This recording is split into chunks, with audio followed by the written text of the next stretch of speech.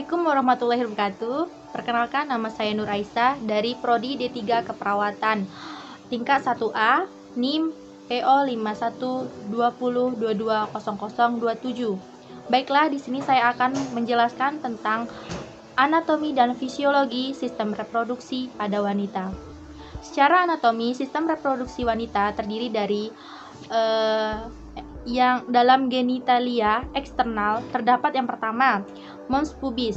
Mons pubis adalah penonjolan berlemak di sebelah ventral symphysis dan daerah suprapubis. Sebagian besar mons pubis terisi oleh lemak. Jumlah jaringan lemak bertambah pada pubertas dan berkurang setelah menopause. Setelah dewasa, mons pubis tertutup oleh rambut kemaluan yang kasar. Yang kedua, labia mayora. Labia mayora merupakan organ yang terdiri atas dua lipatan yang memanjang berjalan ke kaudal dan dorsal dari mons pubis dan keduanya menutup rima pudendi atau pudendal cleft. Yang ketiga, labia minora. Labia minora merupakan organ yang terdiri atas dua lipatan kulit kecil terletak di antara kedua labia mayora pada kedua sisi introitus vagina.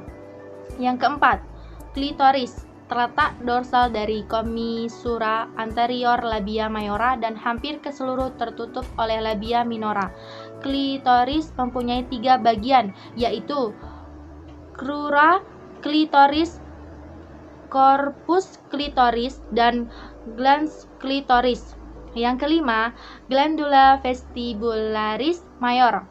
Sering disebut juga kelenjar Bartholini. Merupakan kelenjar yang bentuknya bulat atau ovoid yang ada sepanjang dan terletak dorsal dari bulbus vestibule atau tertutup oleh bagian posterior bulbus vestibuli. Yang keenam, glandula vestibularis minor. Glandula vestibularis minor mengeluarkan lendir ke dalam vestibulum vagina untuk melembabkan labia minora dan mayora serta vestibulum vagina.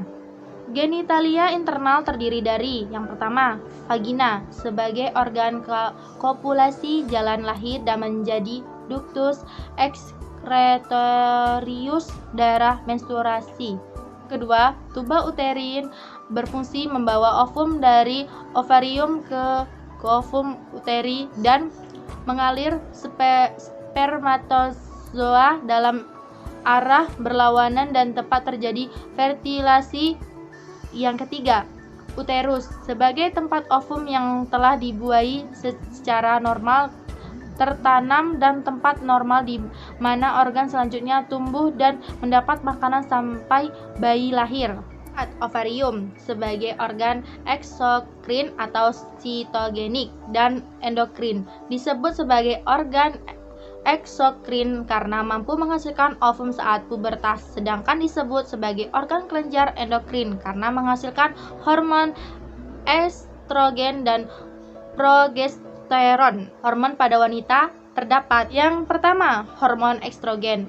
Estrogen mempengaruhi organ endokrin dengan menurunkan sekresi FSH, di mana pada beberapa keadaan akan menghambat sekresi LH dan pada keadaan lain meningkatkan LH.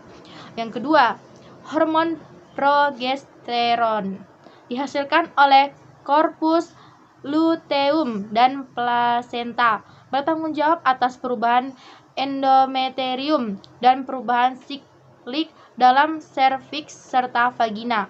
Progesteron berpengaruh sebagai anti-estrogenik pada sel-sel myometrium.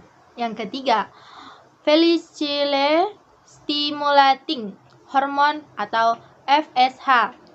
FSH dibentuk oleh lobus anterior kelenjar hipofisi.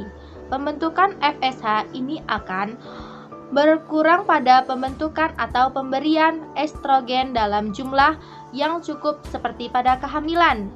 Yang keempat, lutein hormon atau LH. LH bekerja sama dengan FSH untuk menyebabkan terjadinya sekresi estrogen dari folikel degraft LH juga menyebabkan penimbunan substansi dari progesteron dalam sel granulosa. Yang kelima, prolaktin atau luteotropin hormon atau LTH. Fungsi hormon ini adalah untuk memulai mempertahankan produksi progesteron dari korpus luteum. Ovulasi. Pada wanita yang mempunyai siklus seksual normal 28 hari sesudah terjadinya menstruasi, tidak beberapa lama sebelum ovulasi, dinding luar folikel yang menonjol akan membengkak dengan cepat. Oogenesis.